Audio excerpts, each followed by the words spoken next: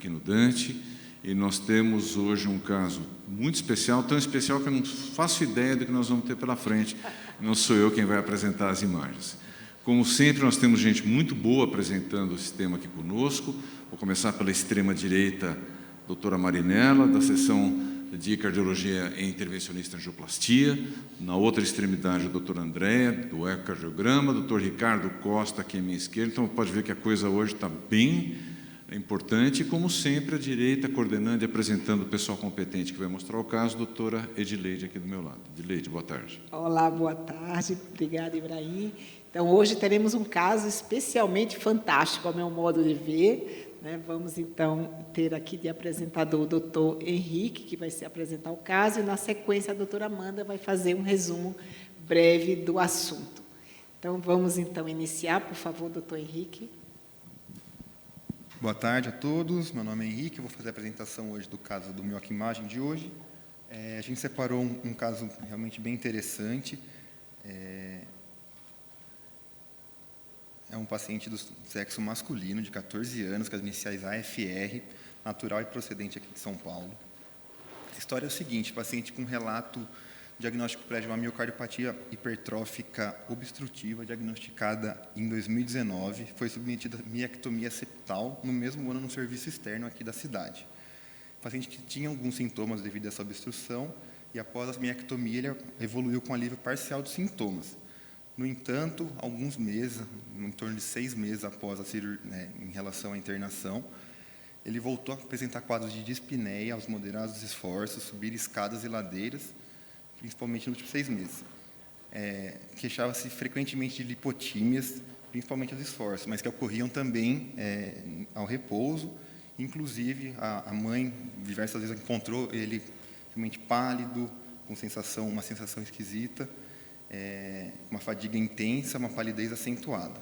O paciente negava dor torácica em qualquer ocasião, a princípio. Ele fazia uso prévio de propranolol, desde a cirurgia, 40 mg de 8 em 8 horas. De antecedente familiar, a mãe tinha diabetes gestacional na gestação dos 3 filhos, uma tia materna falecida aos 6 meses, não sabemos exatamente a causa que era. Negava casos de morte súbita na família e os irmãos de 9 e 11 anos saudáveis. No exame físico, era um paciente que estava em bom estado geral, corado, hidratado, acianótico, uma pressão tendendo a hipotensão 87/51, frequência cardíaca de 60 batimentos, aparelho cardiovascular, ritmo era regular, com 2 tempos, bulhas normofonéticas, com sopro sistólico em foco aórtico acessório 2 cruzes em 6. Radiava para foco mitral com B2 fisiológica. Não tinha turgência jugular patológica, aparelho pulmonar, murmúrio presente, sem ruído hidroaéreo, eupneico, abdominal sem alterações, sem edemas de membros inferiores. Esse era o eletro da admissão aqui no serviço, paciente com BRE, sem outras grandes alterações significativas. Vocês observaram que o diagnóstico hoje já não é tão como a gente valorizou das vezes anteriores. A gente já foi logo dizendo o diagnóstico que o paciente tinha uma miocardiopatia hipertrófica, ele já tinha sido operado. O eletrocardiograma perdeu um pouco o valor, porque é o padrão que fica após uma miectomia septal, é o bloqueio de ramo esquerdo. Mas o que é interessante nesse caso é saber o que está acontecendo agora com esse paciente, que o esperado seria que ele ficasse sem nenhum sintoma, e não foi isso que aconteceu. O paciente está extremamente sintomático, com umas queixas bem relevantes, ele fica muito pálido, passa mal, e a gente precisa entender, e é essa a pergunta, o que está acontecendo com esse paciente. E eu abriria agora aqui a vez para as pessoas falarem. Doutor Renato Ortegal, por favor, queria fazer o comentário, temos um microfone aqui na frente. Renato é um super especialista em dispneia, ele vai matar a charada de primeiro. Bom dia a todos. É interessante o caso, né? Pelo que eu pude perceber, após esse procedimento, o paciente ficou com sintomas restritos à fase de esforço, né? A cardiomiopatia hipertrófica, né? Ela é uma doença genética, né? Com uma série de mutações e tem uma série de anormalidades em relação à estrutura e função do coração. Uma das alterações que a gente consegue identificar nesses pacientes é a forma obstrutiva. São 30 milímetros de mercúrio na via de saída ferida do ventrículo esquerdo. Além disso, é importante ter em conta que esse processo de obstrução dinâmica, ele pode acontecer pelo que a gente chama de deslocamento anterior da válvula mitral, né, durante o exercício, que pode se acentuar, mas também pode acontecer uma má formação dos músculos papilares. Então, muitas vezes após o procedimento, se o paciente não tem uma melhor resposta dessa situação, pode acontecer cordoalhas anômalas, músculos papilares anômalos, ou mesmo uma obstrução de via de saída do ventrículo esquerdo. Então, tem uma série de fatores anatômicos que podem estar implicando nessa resposta do paciente. Perfeito. Então, na sua opinião, talvez o paciente tenha persistido com o quadro obstrutivo ainda, né, apesar da cirurgia. Alguém tem mais alguma outra ideia? Doutor Ioná, quer comentar? Tem alguma outra possibilidade além da obstrução? Então, ela não quer comentar porque ela já conhece o caso. Doutor Maicon está ali também. Doutor Maicon, quer fazer algum comentário? Não. Então, talvez seja realmente essa a primeira possibilidade, o paciente ter persistido com a obstrução, né? Nem sempre a cirurgia é tão eficaz, né? É possível, muitas vezes, ter um gradiente médio ventricular, pode ser esse o motivo, e o paciente tinha algum sopro ainda auscultável, que poderia ser, até dar uma pista de que isso estivesse acontecendo. Quer comentar, Ricardo? Deixa, antes do Ricardo comentar, fazer uma pergunta para você, como o pessoal que assiste pode ter grau diferente de informação sobre a doença. Se tivesse sido feito aqui no Dante, como é que é o acompanhamento pós-operatório desse paciente? Ele faz eco de quanto em quanto tempo? Ele volta para retorno de quanto em quanto tempo? Então, normalmente, na cirurgia aqui nossa, a gente sempre faz um eco intraoperatório, para a gente ver se realmente o gradiente caiu logo no intraoperatório, mas também na evolução, antes da alta, a gente já vai observar, fazer um novo eco, e na sequência, se ele saiu sem gradiente, que é a regra quando a cirurgia é muito bem feita, é o paciente ficar com gradiente praticamente nenhum ao longo do tempo e não voltar a ter obstrução. Então, a gente fica fazendo ecos anuais ou a cada 2 anos, na grande maioria das vezes. Ricardo, quer comentar? Agora é com você, Ricardo. Quanto tempo fazia que ele fez a cirurgia? Ele fez em 2019, doutor, a cirurgia. E os sintomas são atuais agora? São, em relação pior a 6 meses, no quadro, em relação à admissão. Então, 2 anos e meio, mais ou menos, após a cirurgia. Eu vim, na verdade, perguntar... Eu ia perguntar, Edileide, obviamente, pela clínica e pelo que já foi comentado, nós estamos lidando com uma muito provável causa mecânica. Na evolução desses pacientes, até pela idade desse paciente, espera-se uma recorrência mais precoce? Isso se vê com que frequência? Seria a minha pergunta. A obstrução, quando é retirado o septo, aliviado a via de saída, nunca há recorrência.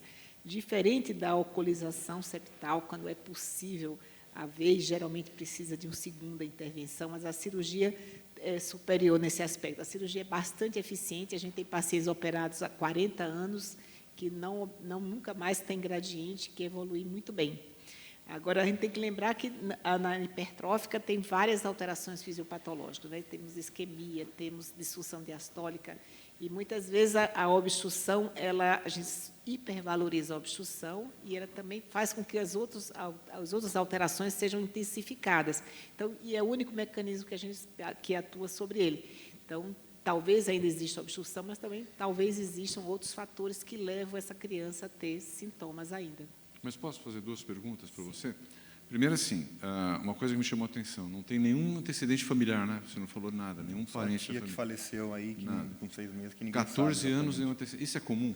Muito. Impressionante, mas é muito comum.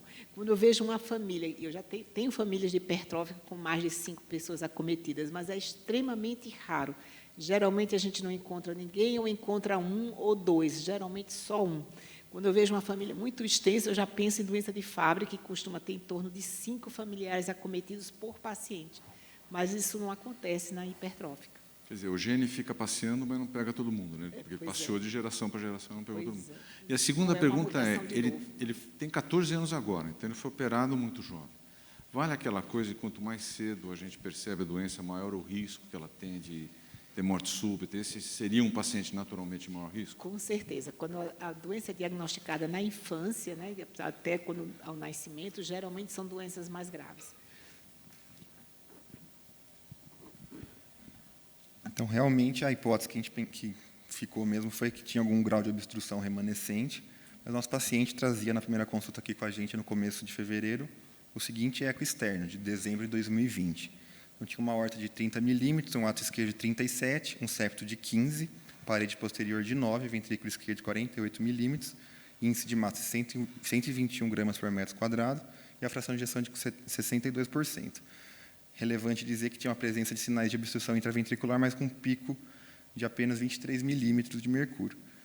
Então, um aumento discreto do átrio esquerdo, ventrículo esquerdo com espessura aumentada, com predomínio septal da parede inferior, a válvula aórtica espessada com discreto refluxo, e esse pico de 23 milímetros, que surpreendeu a todos que, a princípio, talvez fosse isso que estava causando o quadro sintomático atual do paciente. Esse gradiente nos diz que ele é não obstrutivo, né? Inferior a 30, a gente não acha um gradiente irrelevante, né? Não há nenhuma importância com esse gradiente, porque ele é inferior a 30. Mas essa é uma medida em repouso, né? Nesse momento era abaixo de 30. Então, a gente sempre precisa ver se em outro momento, com alguma manobra provocativa, esse gradiente não está além de 30, né? Mas realmente nos preocupa além de 50, para a gente pensar em intervenção, para ele ser tão suficiente, assim, tão intenso que justifique sintomas. Queria fazer uma pergunta para você e uma para a Andréia. Então, esse para você é mais simples. Esse seria um eco habitual de uma cirurgia bem-sucedida? Algumas vezes fica algum gradiente, sim, sem importância, mas aqui no nosso caso, que nós tínhamos um cirurgião muito bom, que era o Paulo Chacur, bastante experiente. Geralmente, nosso gradiente era 0 mesmo, pós-operatório. A grande maioria das vezes, o paciente saía sem gradiente nenhum. Agora, nesse eco, não foi feita manobra provocativa. Então, né? isso que eu ia perguntar para a Andréia. Andréia, sempre que a gente recebe um eco, a gente fica naquela dúvida de quem fez, se a pessoa explorou tudo que poderia ter explorado, né? O que tem a mais para a gente fazer, antes de pensar num ecocardiograma de controle pós-operatório? O que mais a gente tem que fazer? Na hora que a gente lê o laudo, a gente fica um pouco na dúvida se esse gradiente é de via de saída ou ele é intraventricular, médio-ventricular. Quando a gente faz a miectomia, a gente realmente alivia muito a obstrução de via de saída. Quando ele é médio-ventricular, que eu não sei se é o caso desse paciente, ele pode sim ter um gradiente que em repouso é 23 e no esforço ele aumenta bastante.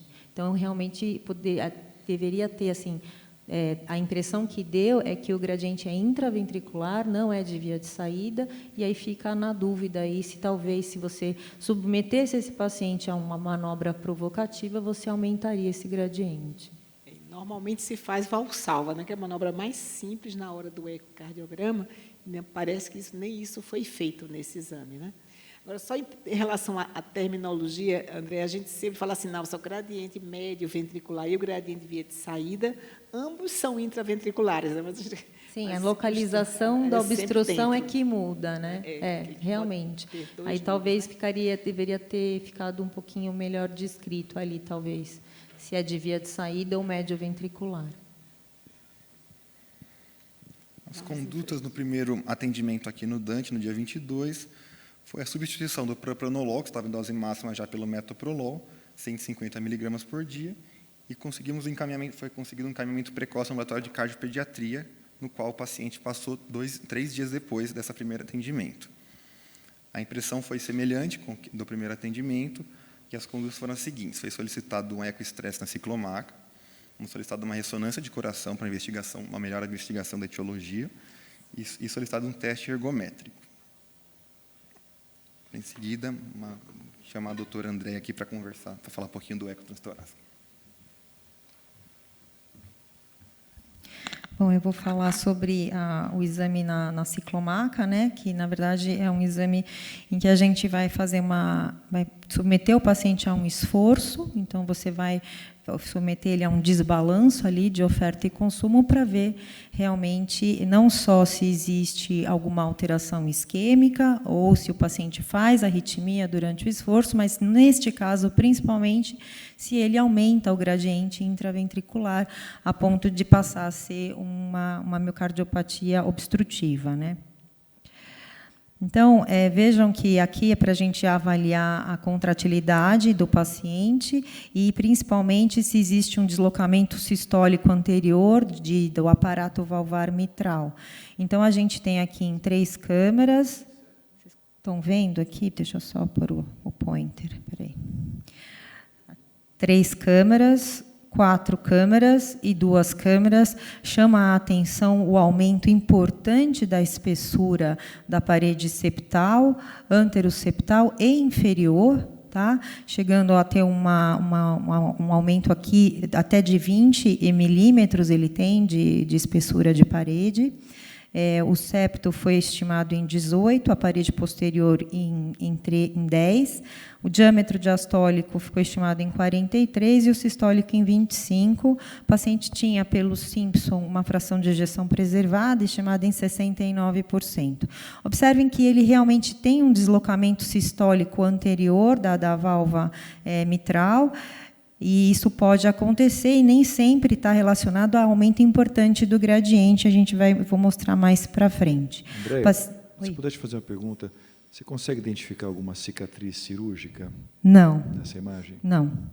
O que é comum a gente ver. Geralmente a gente vê uma entradinha aqui da miectomia e a gente não consegue ver. Aqui fica, assim, talvez a espessura na região anteroseptal fosse maior aqui do que o que a gente está vendo agora, né? Geralmente esses pacientes têm um aumento maior da região basal anteroseptal e ele não tem, né? Assim, ela é espessa, mas não tanto em relação ao segmento médio e às outras demais paredes que eu citei.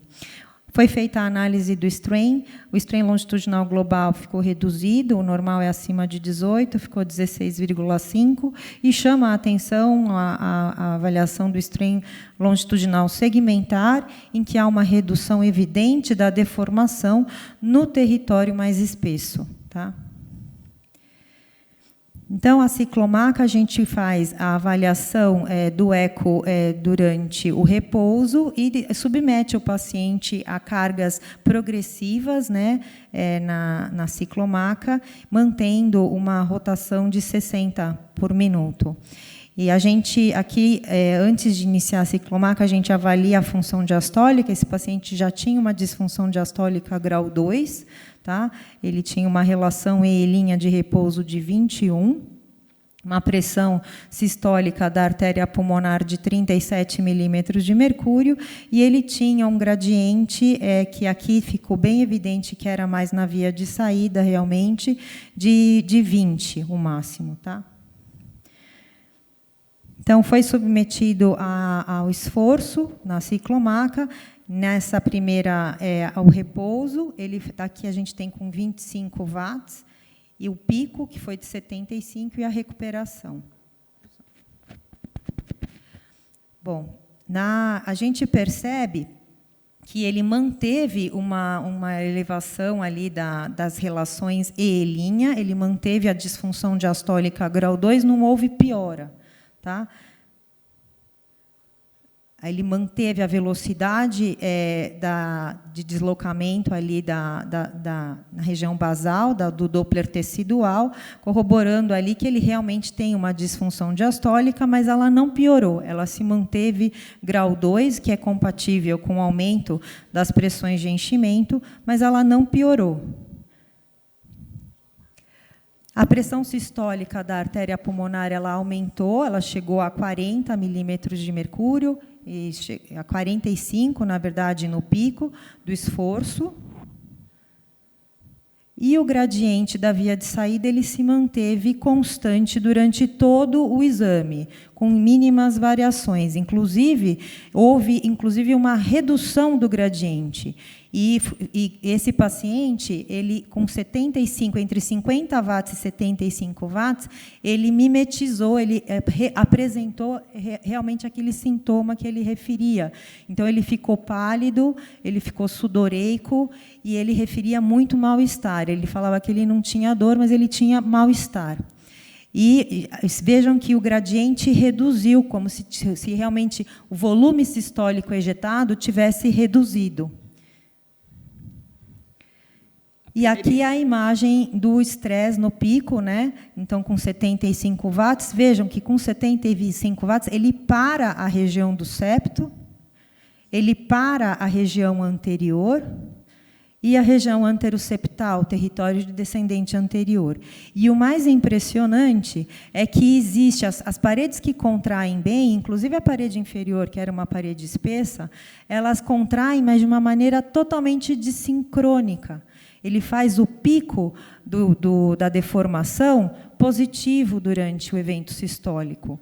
Então, acaba realmente corroborando ali para a redução do volume agitado e justificando o mal-estar. Essa alteração que ele faz, a gente entendeu como se fosse realmente um desbalanço de oferta e consumo por conta do aumento da espessura, ou talvez esse paciente tivesse uma ponte miocárdica em território de descendente anterior. O André, o que a gente esperava que era o gradiente que aumentasse no esforço, que ele tinha um gradiente de base pequeno, e que no esforço esse gradiente subisse, né, que a gente precisasse de uma reintervenção. Foi realmente uma surpresa o que esse paciente apresentou no eco, né? Então, realmente o gradiente caiu. Ele cai porque diminui o volume sistólico e é de via de saída, né? Ele então, não era o responsável pelo sintoma de forma alguma. E a pressão sistólica dele não caiu, ele manteve, ficou também normal. não aumentou. Não, ele chegou a 13 de pressão sistólica e começou com 10. Então, aqui só para mostrar para vocês, né, cada um desses segmentos ele tem uma cor, é o strain. Esse aqui é o período de abertura e fechamento da válvula aórtica, então a gente marca o evento sistólico. E vejam que os segmentos que contraem, que é o basal da inferoseptal e o médio da inferoseptal, principalmente, eles têm uma curva positiva. Normalmente, a curva ela é negativa. Tá? Então, isso indica realmente uma grande dissincronia na contratilidade. A mesma coisa aqui em 4 câmaras. Os segmentos que mais contraem são os relacionados da parede anterolateral, e vejam que é o vermelho e o azul, e eles têm uma curva positiva durante o evento sistólico. E aqui a mesma coisa. A parede inferior, apesar de ser uma parede espessa, ela teve um recrutamento bom durante o esforço, mas totalmente dissincrônico. É isso. E a ponta parou também. A ponta parou. Todo o território de descendente anterior ele ficou parado. E você acha que isso seria resultante de uma isquemia?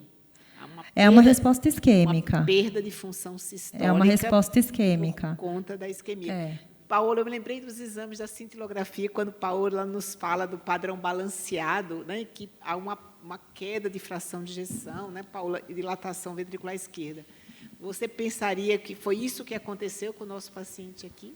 Então, é que, na verdade, pelo que eu entendi, é mais no território da descendente anterior, né? Então, normalmente a gente tem um padrão balanceado quando você compara uma parede em relação à outra e tudo capta menos, mas a gente não tem aquela percepção de uma alteração segmentar. Então, aí a gente pega pelos outros parâmetros, como uma piora da função, uma dilatação da cavidade, enfim. Mas, nesse caso, vamos supor que a gente estivesse olhando a cintilografia. A gente percebe nitidamente, pelo que a Andrea falou, que é o território da DA, é o septo, a ponta e a parede anterior que estão contraindo pior. Então, possivelmente, se eu estivesse fazendo uma cintilografia, talvez, se for, além da alteração da contratilidade, se tivesse aí ou uma ponte miocárdica significativa ou algum outro motivo para ter uma alteração aí na obstrutiva, ou sei lá, o que a gente pudesse pensar na descendente anterior, a gente veria aí uma hipocaptação só no território irrigado pela DA ou uma piora da contratilidade só no território, não nos demais. Houve uma queda do volume sistólico bem significativa, né, André? Isso, houve sim. Apesar de não cair muito a pressão sistólica dele, houve uma queda. E o interessante é que ele reproduziu os sintomas que o paciente ele referia exatamente. E ele tomava beta-bloqueador, ele não parou o beta-bloqueador, mas vejam que ele chegou a uma frequência em torno de quase 155, 160, então ele aumentou a frequência cardíaca. e é frequência dependente, né? Foi conforme ele aumentou a frequência que ele teve o sintoma. Eu queria fazer uma pergunta difícil para a Andréia. Assim, a primeira parte não é tão difícil, a segunda é que é. Muito septo, não é? Para um paciente pós-miocardiectomia. E a segunda parte da pergunta é, o que você acha que o cirurgião fez nessa cirurgia? Porque você mostrou um septo de 20 milímetros, o Ricardo até perguntou uma coisa muito interessante, se tinha cicatriz, você não encontrou, e, pelo pouco que eu entendo de eco, ele tem um septo com cara de septo mesmo, não tem cara de septo pós-intervenção, não é? A gente não viu o eco pré-intervenção, então eu não sei qual é o tamanho da espessura da região anteroseptal antes. Normalmente o que eles fazem, a doutora Edileide tem muito mais experiência, é uma retirada meio que em cunha, então você vê uma entradinha no septo. Ele realmente a gente não conseguiu ver, eu não sei se ele não tirou uma lasca, então a gente vê naquela região ali anteroseptal, que talvez fosse a responsável pelo gradiente significativo, a gente vê que, comparativamente, a região basal com a média, ela é menor.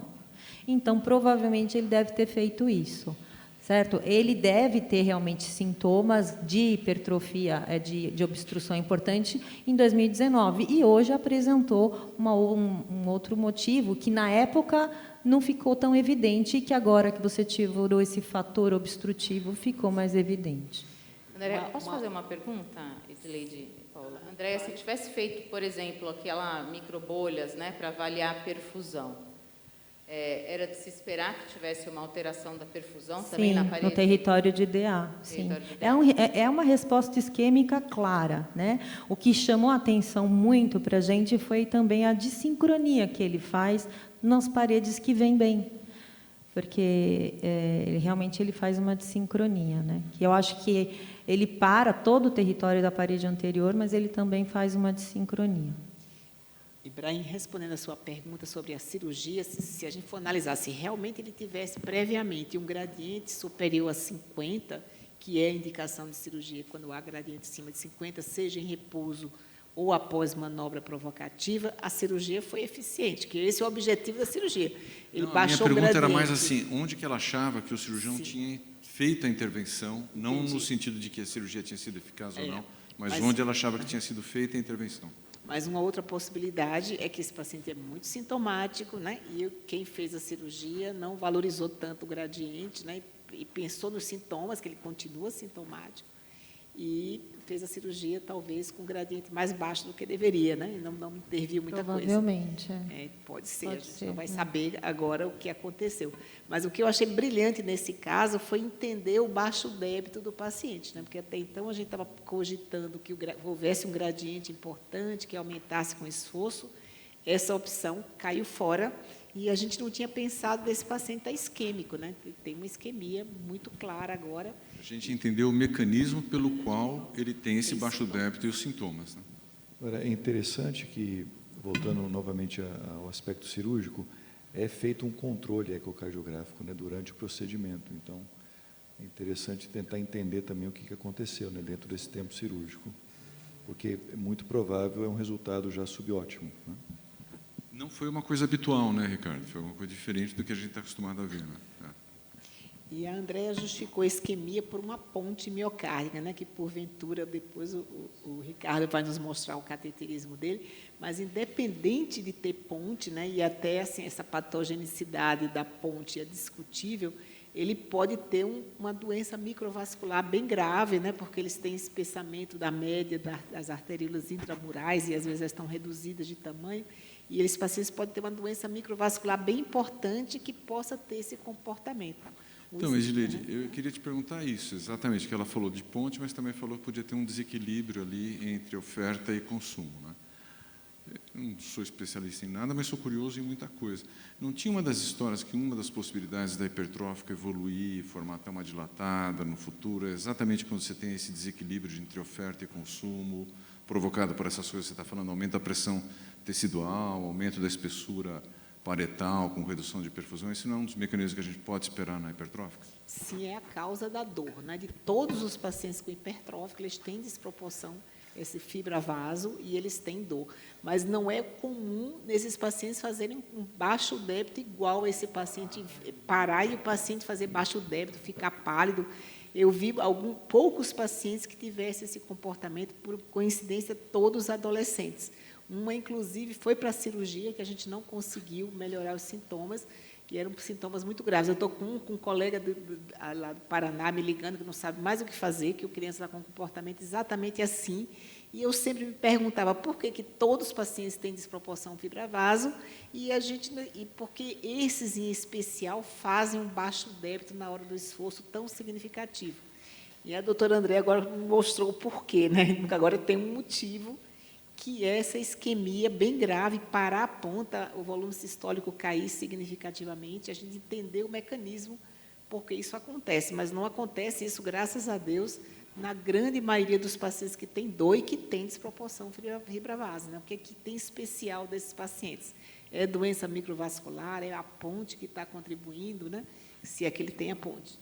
Uma pergunta aí, é óbvio que isso não é minha especialidade, mas poderia ter trajeto anômalo de coronária, por exemplo, patologias se associam, por exemplo, miocardiopatia hipertrófica e trajetos anômalos malignos, às vezes, você não tem obstrução, mas você tem um trajeto anômalo e isso prejudica a circulação coronária. Perfeito. Poderia? Poderia, sim. Ter alguma alteração da coronária da epicárdica seria um fator a mais. Tanto que é uma coisa que a gente sempre diz que um paciente que tem uma doença coronária, num paciente hipertrófico, ela deve ser encarada com muito maior gravidade. Uma lesão moderada de uma DA no paciente que já tem isquemia por microcirculação alterada, a gente tem que valorizar muito mais essa lesão do que o paciente não hipertrófico. Ele vive sob estresse, né? Ele vive em condições de consumo aumentado. Ele vive né? isquêmico o tempo inteiro. Agora, para jogar um pouquinho de confusão, aliás, eu estou achando divertidíssimo não saber nada do caso, que eu estou aqui exatamente aqui, né? E na posição de fazer pergunta. E a gente costuma ver em tomografia de coronária muito trajeto intramiocárdico nos pacientes com hipertrófica. É extremamente prevalente esse tipo de achado. Então, não sei se... Vai ser interessante ver o que o Ricardo vai mostrar, para saber distinguir o que é um achado incidental daquilo que tem uma relação causal com as coisas que a Andréa tão elegantemente demonstrou. Né? Vai ser bem interessante. Perfeito. Acho que é a hora do Ricardo, não é? Continuamos? Ainda não? Ainda não? Agora a gente vai chamar a doutora Mariana para comentar sobre a ressonância feita aqui no serviço, no dia Deixamos 17. o Ricardo mais para frente. Doutora Mariana, eu tive o prazer de conhecê-la essa semana. Ninguém tinha me apresentado. Ela quer falar sobre ela, Ibrahim? Doutora Mariana, na verdade, é uma agente secreta do congênito, infiltrada na seção de imagem. O Carlos Pedra e a Simone Pedra a colocaram lá para ver se a gente trabalha direito, mas ela é especialista em imagens e também faz a parte de adultos, principalmente nas atividades privadas dela. E seguramente ela vai mostrar, aí vai ser bem interessante as coisas que ela vai mostrar para nós. A nossa 007 feminina. Por favor, Mariana, agente secreto. Boa tarde a todos. Eu vou dividir a minha fala com vocês para poder mostrar esse caso. Bom, vou começar mostrando uma sequência que a gente chama de varredura 4 câmaras. A gente tem aqui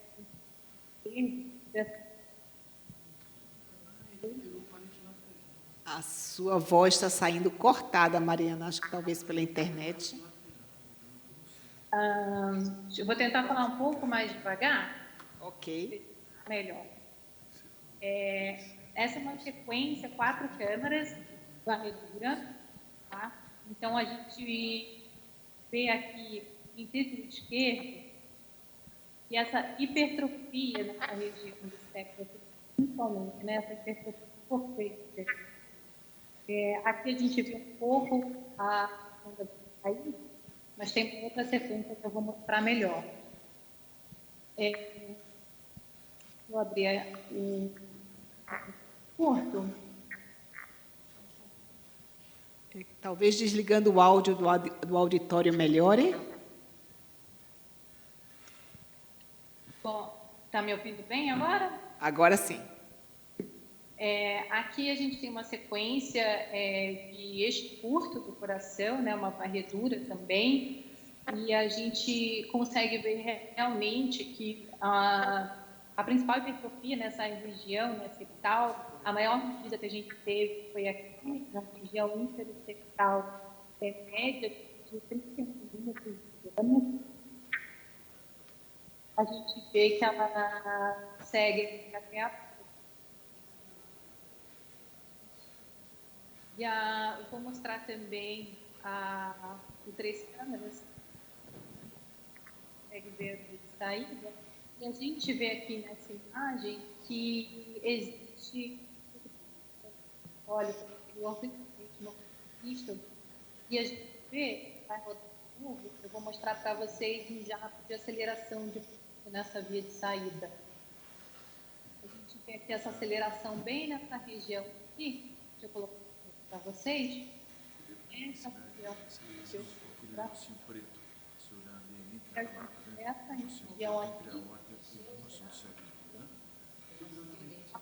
é sido feita a cirurgia, tá? A gente vê que continua bem estressada. A gente fez também sequência de perfusão, a gente injeta gasolina e... Brian, depois você traduz para a gente, que não está dando para entender.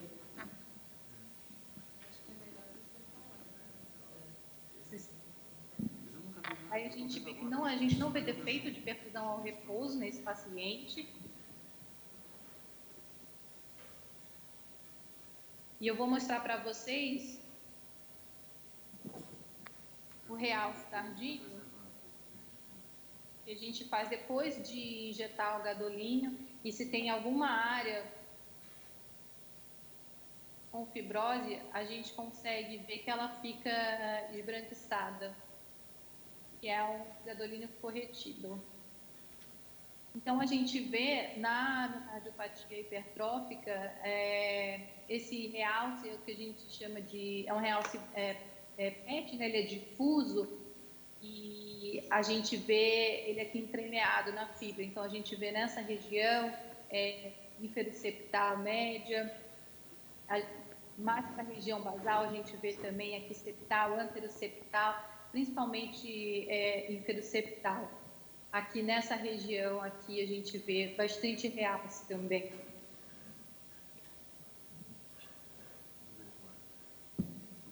Aqui em toda essa parede septal, esse realce. E além disso,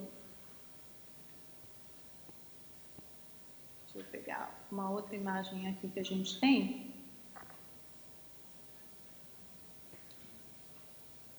A gente vê aqui nessa região um discreto realce do endocárdio, que pode ter sido secundário à cirurgia que ele fez.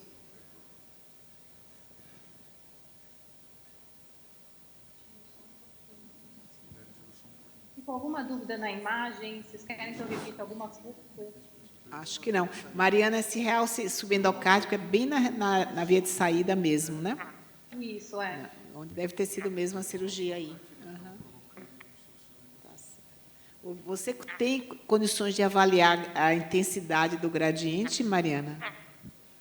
Não, aqui a gente não conseguiu avaliar esse gradiente pela via de saída. Perfeito. Ok, mas parece pequeno mesmo, né? Como o Eco falou também. Ok, obrigada, Mariana.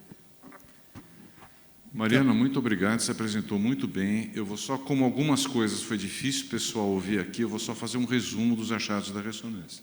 Então, muitas coisas são parecidas com o eco, porque mostrou ainda o septo muito espessado, mostrou aumento da espessura. Eu achei muito acentuada na porção inferior do septo. Ali deve ser espessura até maior que aqueles 20 milímetros que o eco tinha visto, porque é bem inferior. Há sinais de intervenção, sim, mas eu estava achando que tinha sido em outra parede, depois vendo as últimas imagens, dá a impressão que foi muito superficial na via de saída, como a Mariana mostrou, e tem bastante fibrose difusa.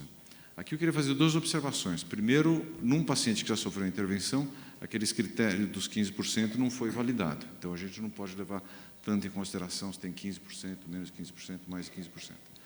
Segunda coisa que eu acho que falta, às vezes, valorizar no realce, que esse caso talvez seja um bom exemplo, ele pode não ter 30% de realce, mas ele tem um realce muito difuso, ele tem várias ilhas de realce ao longo de todo o septo. É possível que os métodos habituais de quantificação subestimem a proporção de realce que essa pessoa tenha e mostra que esse coração está sofrendo. Então, o que a Mariana mostrou para nós foi que nós estamos diante de um caso de cardiomiopatia hipertrófica muito condizente com os achados do eco.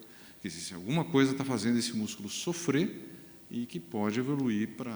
Talvez, se a gente fizer daqui a um ano, a quantidade de realce, de fibrose que a gente encontra vai ser maior. É mais parede anterior, Tem um pouco na parede lateral, tem no ápice, mas é mais parede anterior. Brahim, você vê esses exames como complementares num caso como esse, com esse tipo de clínica? Já deveríamos partir para a ressonância pelo grau de informação que oferece? Eu acho que a ressonância, para você fazer nos casos de cardiomiopatia, é sempre que você tem alguma dúvida residual ou que o exame que você fez anteriormente não te explicou tudo. Então, por exemplo, o eco mostrou, aqui se encaixa muito bem, porque o eco mostrou o mecanismo dinâmico pelo qual isso acontece, quer dizer, no esforço, alguma coisa acontece naquela parede, e a ressonância vai mostrar a consequência daquela coisa acontecendo, que é a fibrose se instalando de padrão difuso. Essa sensibilidade e caracterização textual é um pouco superior pela ressonância em relação aos outros métodos. Então, eu entendo isso mesmo. A gente consegue somar as duas informações e um caso tão confuso como esse começa a fazer um pouco de sentido na cabeça da gente. Pelos achados aqui da ressonância e do eco, a gente sempre estava dirigindo uma discussão no sentido realmente de uma doença isquêmica de uma microvasculatura, o equivalente isquêmico, e não no sentido de uma doença coronária não obstrutiva. Mas em revisão de prontuário, do paciente, nós encontramos a realização de um cateterismo realizado no dia 29/5 de 2020. A gente vai chamar o Dr. Ricardo para comentar aqui um pouquinho.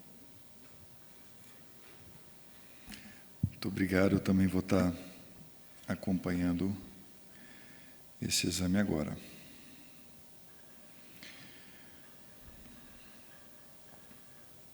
Bom, aqui nós temos o catéter, um catéter que deveria estar cateterizando diretamente a coronária esquerda, mas ele já está dentro do ventrículo, e foi feita uma injeção dentro do ventrículo. Eu não valorizaria essa injeção inicial. Aqui nós temos um catéter, então, posicionado no ósseo da artéria coronária direita. É uma artéria dominante, nós observamos os ramos distais, o descendente posterior mais abaixo, o ventricular posterior. Algumas irregularidades, realmente não se esperaria nada diferente num paciente desta idade. Nós temos aqui uma projeção em oblíqua anterior direita, nós vemos, então, por uma outra angulação, novamente evidenciando um vaso bastante calibroso e isento de qualquer processo obstrutivo. Aqui nós estamos na artéria coronária esquerda. Então, inicialmente, o tronco da coronária esquerda, nós não vemos nenhum tipo de anomalia, nenhum trajeto maligno também, que a doutora Marinella comentou. Trajetos malignos, geralmente, entre a aorta e a pulmonar, são condições que podem estar associadas a esse tipo de sintomatologia, mediante o esforço, atividade física. A bifurcação descendente anterior, artéria circunflexa, nos segmentos proximais também nós não vemos nada que chame mais atenção. E aqui nós vemos, então, a artéria descendente anterior, numa projeção cranial.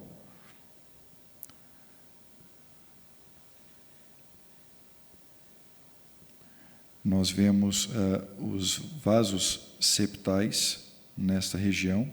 Existe uma ordenha dos vasos septais associada ao ciclo cardíaco. Nesse ponto, aqui no terço médio, parece também haver alguma compressão sistólica, o que configuraria um trajeto intramiocárdico, a gente chama de ponte miocárdica. Mas eu vejo uma ordenha mais importante nos septais do que na própria artéria epicárdica maior. Aqui nós temos a projeção cranial, e aqui sim nós evidenciamos mais claramente o que se evidencia como uma ponte miocárdica no segmento médio da artéria descendente anterior. E esse aspecto nós chamamos de ordenha, então é compressão sistólica importante, não é tão bem evidenciado na outra projeção, mas aqui fica muito evidente.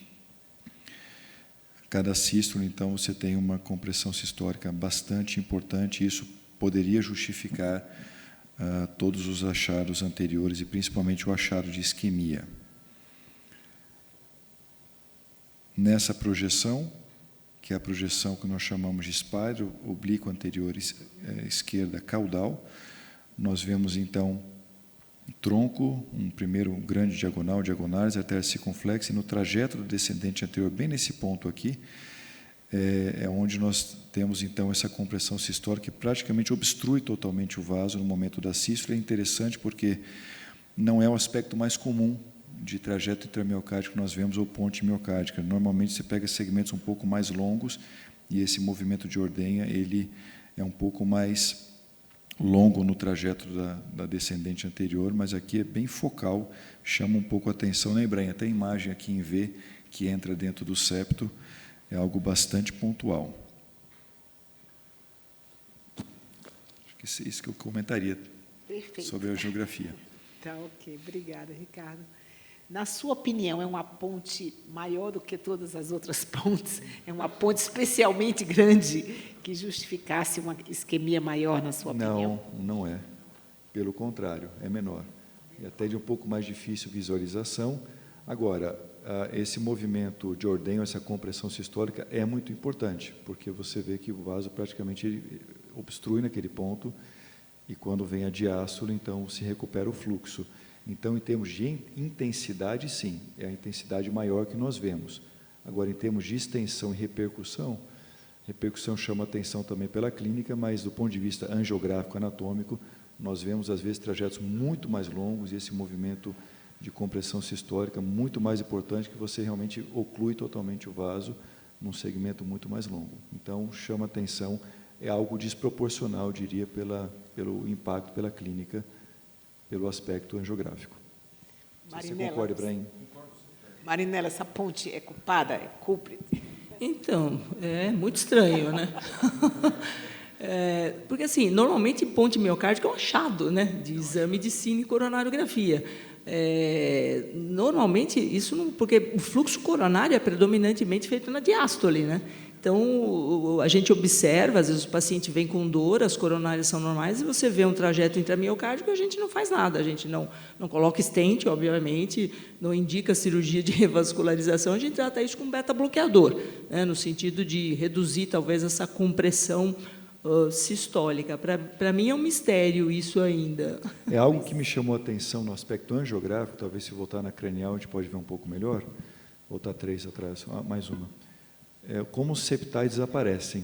Então, você vê aqui, justifica-se, obviamente, pela hipertrofia importante septal, mas não é um achado tão comum quando nós vemos ponte miocárdica, como a Marinela falou, como um achado. Você vai ver isso no vaso epicárdico maior, não tem esse tipo de repercussão nos septais. Aqui, a repercussão nos septais é muito importante. Então, talvez, isso aqui chamaria um pouco a atenção e justificaria um pouco da clínica que esse paciente Eu sempre vi tem. ponte realmente sem pensá-la como patogênica, vamos dizer assim. Mas tem sido descrito assim na literatura que a compressão pode persistir na diástole, que não é só na sístole, mas que pode haver redução do fluxo na diástole também. E, nesse caso, como ele comprometeu basicamente a parede anterior na hora da avaliação do ecocardiograma, eu comecei aqui a olhar com outros olhos essa ponte, né, que é essa questão que nós estamos numa situação de encruzilhada terapêutica. O paciente já está usando dose máxima de beta-bloqueador, já tentamos, inclusive, até trimetazidina para esse paciente, ele não respondeu. Então, esse é um caso especial, né? A questão a ser levantada seria curta, essa. Né? A DA é curta, né? A DA ela é relativamente curta, apesar dela chegar até a porção distal, mas o ápice parece ser irrigado pela coronária direita, pela artéria descendente, o ramo descendente posterior. Que é a parte mais comprometida no eco, não é? O ápice. Tá. Agora, esse paciente... E só fazendo um comentário em cima do que a Edileide falou, em relação à terapêutica, normalmente, pacientes sintomáticos que têm uma ponte miocárdica, compressão sistólica importante com repercussão, o que não é o mais frequente também, importante dizer, o tratamento inicial é sempre o bloqueador de canal de cálcio, né? Normalmente os pacientes respondem muito bem. É o que ele já está usando. Na verdade, ele está com dose máxima de beta-bloqueador com a frequência em torno de 56, 60. É uma frequência que a gente não usa mais de bloqueador de canal de cálcio, né? Então, fica difícil. Só uma... E se você tivesse associadamente a essa ponte miocárdica uma disfunção microvascular, né? Então... Mas por que só a parede anterior? Essa é a questão. Não sei. Não, mas eu estava meio que raciocinando por aí, se não é a soma de pequenas coisas. Você tem o septo muito espessado, redução da função diastólica, diminuição do tempo de perfusão, que diminui ainda mais na taquicardia, com a ponte prejudicando um pouco o fluxo, mais disfunção de microcirculação, e tudo isso está dando uma somatória que está dando essas consequências. Me deu uma impressão no eco que a parede lateral ficou hipercinética no esforço, não é? E quando que o septo parou, a parede lateral ficou hipercinética. É, uma maneira de compensar. E a inferior também, que inclusive era muito espessa. A inferior, que tem uma espessura aumentada, porque a gente pensar é um desbalanço de oferta e consumo por conta da espessura miocárdica, só que a inferior também ficou hipercinética. Só quem parou foi o septo. Foi o septo, o ápice e a parede anterior. Não foi pouco, foi bastante. Por isso que eu acho que é o conjunto das coisas, assim, uma coisa só, porque é bem comum a gente encontrar, né? Fala, Leonardo. Um outro aspecto que me chamou a atenção, quando o doutor Ibrahim falou a respeito da ressonância, que ele tem vários focos de fibrose e na intenção de dizer assim que o seu miocárdio que sofre por um todo, ele tem uma predominância no septo. E será que isso também, alguns focos de arritmia ventricular, será que isso também não contribuiria para esse sofrimento, ou para pior, ou até pensando num prognóstico ruim, será que nós não deveríamos também pesquisar essa questão arritmogênica desse paciente? Eu acho que a arritmia tem sempre que ser questionada, né? Só que, e tanto é que foi uma preocupação nossa dele fazer arritmia durante o esforço, porque a queixa dele era no esforço. Então, a gente estava até preocupada de realmente ele fazer uma arritmia ventricular durante o esforço, mas ele não teve em momento nenhum arritmia no esforço. Mas não impede que ele faça um holter para investigar, eu acho, realmente, mesmo porque holter. Ele tem, né? Fez vários sem nenhuma extrasístole, na verdade. Não exclui, mas não tem. E ele fez a clínica, o que a gente está querendo é melhorar a clínica, os sintomas. Ele fez o sintoma no momento do esforço, sem arritmia, com baixo débito bem significativo. Essa é a grande questão, né? Continuando. Então, algumas questões fundamentais do caso. Os exames complementares foram compatíveis com o diagnóstico inicial? A gente encontrou as alterações que justificassem os sintomas? Sim. E a investigação foi finalizada? Será que podemos dar o caso como concluído? Aqui no dia 16, eu tinha uma consulta com a gente, no ambulatório de cardiologia pediátrica. A impressão diagnóstica final foi a seguinte: seria uma INOCA, né, uma isquemia miocárdica não relacionada à doença coronariana obstrutiva por diminuição de reserva coronária? As condutas nesse dia foram: a gente manteve o metoprolol, 150 mg por dia, e foi introduzido trimetazidina, 80 mg dia, numa tentativa de otimização da terapia antisquêmica. Foi complementado a investigação com teste genético e solicitado uma cintilografia miocárdica. Vou chamar a doutora Amanda agora para fazer alguns comentários. Antes da Amanda comentar, a gente já fez essa conduta de trimetazidina e metoprolol, o paciente retornou na sexta com as mesmas queixas. Nossa conduta não teve muito sucesso terapêutico, não. Nós estamos... a frequência dele está 54. Se eu usar um bloqueador de canal de cálcio, ele está muito hipotenso também. A pressão sistólica de 80. Um rapazinho de 15 anos não permitiria usar droga vasodilatadora. A gente pensou na ranolazina. Isso, eu ia falar seria isso, uma ideia, seria ranolazina, vai ser nosso próximo passo. Fala, Ricardo. Eu ia só comentar que, do ponto de vista do cateterismo, nós, às vezes, utilizamos nesse tipo de situação para se avaliar algum grau de disfunção da microcirculação ou de uma isquemia que isso possa estar causando, a fisiologia invasiva. O FFR, ele acaba levando em consideração a sístole e a diástole, então não tenho dúvida que teria um resultado bastante positivo para a isquemia. Já os índices não hiperêmicos, que nós podemos fazer com o mesmo dispositivo, ele vai avaliar o que acontece na diástole. Então, como nós sabemos, como foi comentado aqui, que a perfusão miocárdica acontece principalmente na diástole, seria muito interessante ver também em que grau, e até fazer os 2 métodos para você ter mais ou menos o impacto do que essa ponte está causando. O que fica aqui bastante em dúvida é que, mesmo diante desse cenário, as opções terapêuticas acabam sendo muito limitadas do ponto de vista percutâneo. Mas acho que pelo menos a gente entenderia melhor, né? Porque se não houver redução da reserva de fluxo só depois da ponte, a gente já fica imaginando que seja. Acho que era um passo importante para elucidar o que está acontecendo. Seria interessante para resolver o problema, né? Eu acho que sim. Por favor, doutora Amanda. Boa tarde a todos, eu sou Amanda, sou R2 de cardio lá do Sírio-Libanês.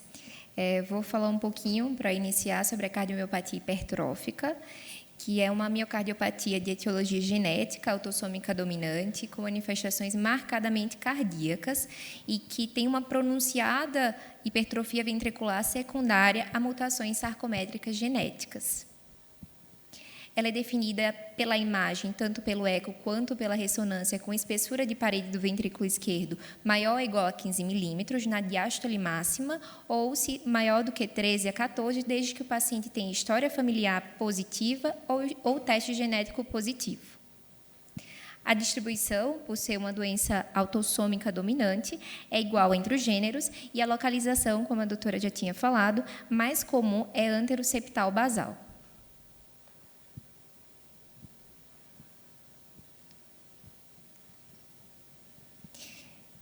Então, a fisiopatologia da cardiomiopatia hipertrófica, ela é baseada nesses 4 fatores: a obstrução dinâmica da via de saída do ventrículo esquerdo, a disfunção diastólica, a disfunção autonômica e a isquemia miocárdica. Agora, a gente vai se enfocar mais nessa parte da isquemia miocárdica. Então, a isquemia miocárdica, né, é o desequilíbrio da oferta e demanda de O2 miocárdico, devido à hipertrofia miocárdica, devido à disfunção microvascular, que ela pode ser avaliada, inclusive, pelo PET-CT, pela hipertrofia da camada média das arteríolas intramurais e também da redução da sua densidade. Nesses pacientes com cardiomiopatia hipertrófica, pode ocorrer uma isquemia apical, que pode evoluir, inclusive, para infarto, com evolução para aneurisma de ventrículo esquerdo, aumentando a chance de insuficiência cardíaca e de taquicardias ventriculares. E aí, inclusive, isso é um ponto que a própria diretriz ela traz de cardiomiopatia hipertrófica, que esses pacientes com hipertrófica podem ter ponte miocárdica que vai reduzir o fluxo coronariano e pode ser mais um fator isquêmico nesses pacientes. E aí, né, esse é um conceito novo que a gente vai trazer, de isquemia miocárdica na ausência de DAC significativa. A gente tem a INOCA, que eu vou falar melhor a seguir. Como eu tinha falado, então, é evidência de isquemia miocárdica na ausência de DAC obstrutiva na coronariografia. Então, a gente tem aqui várias causas, né, para isquemia miocárdica. Eu vou me atentar hoje à disfunção microvascular coronariana e à ponte miocárdica, que é o que o nosso paciente provavelmente tem. Então, a INOCA, a gente tem a doença a gente pode dividir em doença microvascular, em que há uma disfunção da microvasculatura coronariana e que isso vai impactar principalmente naqueles pacientes que já têm fatores de risco associados. Então, aquele paciente hipertenso, obeso, diabético, isso pode causar, na verdade, angina microvascular e contribuir para a isquemia miocárdica naqueles pacientes que têm DAC. Outro mecanismo que a gente não vai se atentar agora, mas é a angina vasoespástica. Quando ela ocorre de forma transitória, a gente chama de angina de Prismetal, e quando ela é persistente, ela pode evoluir, inclusive, para infarto miocárdico também. Aqui também é importante salientar, né, os critérios diagnósticos para angina microvascular. Então, a gente precisa ter os 4 fatores, 4 critérios para determinar que uma angina é microvascular.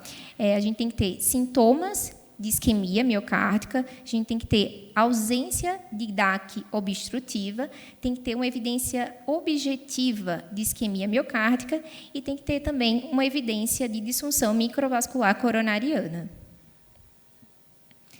A disfunção microvascular ela ocorre por 2 fatores principais. Um estrutural, que é devido ao aumento da espessura da parede em relação ao lúmen, e a rarefação capilar. O teste com adenosina, o teste invasivo com adenosina, ele vai mostrar redução do fluxo coronariano e aumento da resistência microcircular. O outro fator é um fator funcional, porque quando a gente tem um aumento da demanda de oxigênio, existe uma vasodilatação. Mas nesses pacientes que têm disfunção microvascular, a gente vai ter, na verdade, uma disfunção endotelial que vai prejudicar essa vasodilatação e vai aumentar a sensibilidade à vasoconstricção. Então, o teste com acetilcolina invasivo, ele vai mostrar uma resposta vasodilatadora limitada com o fenômeno de no reflow, sem vasoespasmo epicárdico. O manejo da INOCA ele é baseado em mudança no estilo de vida, então nutrição, exercício, perda de peso, cessar tabagismo e na redução do estresse. Além do manejo também dos fatores de risco, né? Então, hipertensão, dislipidemia e diabetes mellitus. Além disso, a gente também pode lançar a mão de medicações antianginosas. Então, quando a gente está pensando em angina microvascular, a gente pode usar o beta-bloqueador, canal de cálcio, o bloqueador do canal de cálcio, o nicorandil, a ranolazina, a ivabradina e a tremetazidina. Quando a gente tem um fator misto associado, quando a gente acha que também tem, talvez, uma angina vasoespástica, a gente pode associar os IECAs e as estatinas.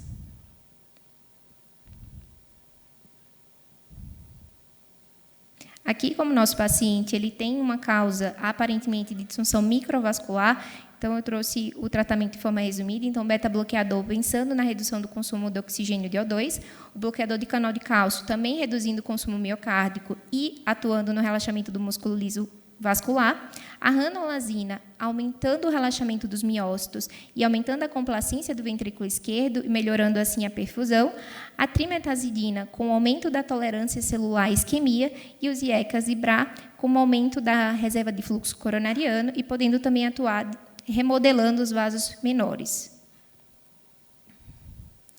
Aqui, só para complementar, na verdade, né, como o nosso paciente tem também uma ponte miocárdica, então uma revisão rápida, né, a gente tem a ponte miocárdica, quando uma coronária epicárdica ela tem um trajeto intramiocárdico, ela pode ter sintomas de forma variável, geralmente quando ela é mais superficial, até 1 a 2 milímetros na superfície, ele tende a ser assintomático, quando é maior do que 2 milímetros, ele tende a ter sintomas, ou quando ele tem um aumento, na verdade, um trajeto maior intramiocárdico, maior do que 2,5, também tende a ser sintomático. Nesses casos, a gente pode fazer imagens anatômicas e funcionais, e aí, se o paciente for positivo, ele pode ir para o tratamento. O tratamento aqui de primeira linha é o bloqueador do canal de cálcio e o beta-bloqueador. Caso o paciente mantenha a refratariedade, ele pode fazer também o tratamento percutâneo ou cirúrgico com bypass. De última linha, na verdade, é o método cirúrgico da miotomia.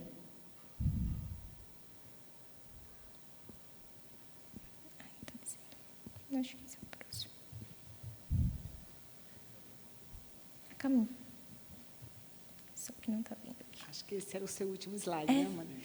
Então, excelente, Amanda. Nossa, foi muito boa a sua revisão. Obrigada. Excelente mesmo, muito obrigada. Então, vamos só no final ouvir a opinião agora dos nossos hemodinamicistas, que vocês proporiam para esse nosso paciente, que os clínicos estão pedindo ajuda, não conseguimos resolver a isquemia. Como nós comentamos, acho que a fisiologia invasiva seria bastante interessante, acho que é uma informação adicional importante.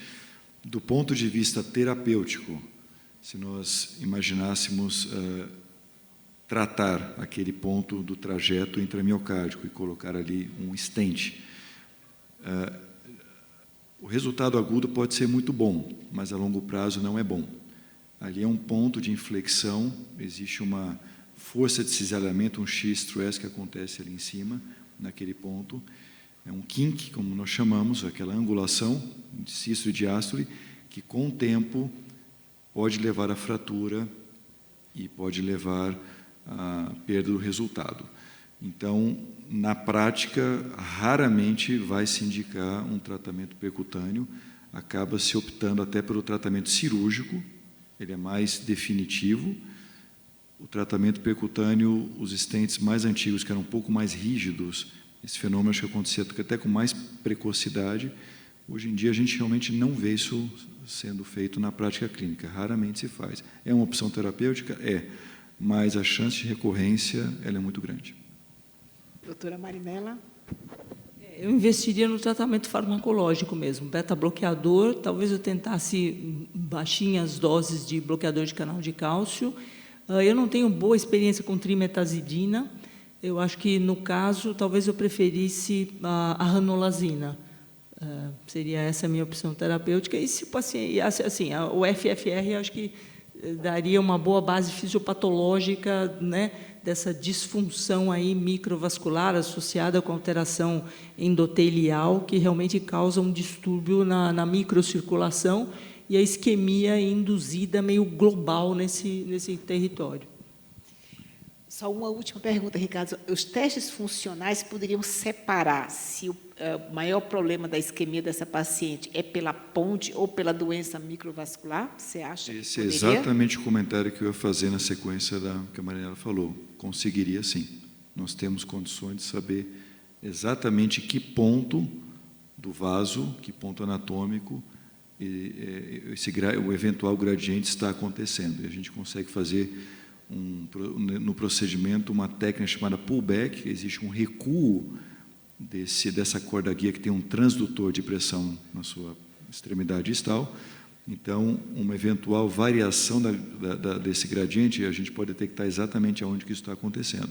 E se não houver um degrau grande, mas existe uma alteração importante, nós vamos ter um fenômeno chamado um padrão de rampa, ou seja, uma alteração que fala a favor de uma disfunção da microcirculação, e não de um local, de um ponto específico. Perfeito. Vejam que essa é uma possibilidade do paciente realmente ele continuar tão grave, não responder a nada das nossas investidas terapêuticas. A gente pode até pensar numa cirurgia, uma miotomia para aliviar essa região, mas precisamos ter certeza que não é doença microvascular que a gente não vai poder atuar, né? Então, acho que, nossa, realmente foi uma reunião, por isso que eu gosto tanto das nossas reuniões aqui de casos clínicos, que eu aprendi bastante. Esse foi um caso que a gente teve a oportunidade de saber o que estava realmente acontecendo com o paciente, qual é a causa do sintoma que ele teve, e já ter outras ideias terapêuticas para ele também. Eu super agradeço a presença do Ricardo, da Marinella, de todos vocês, do Ibrahim, do Tito, de todos. E vamos trabalhar, né? Por favor, doutor Ibrahim, termine.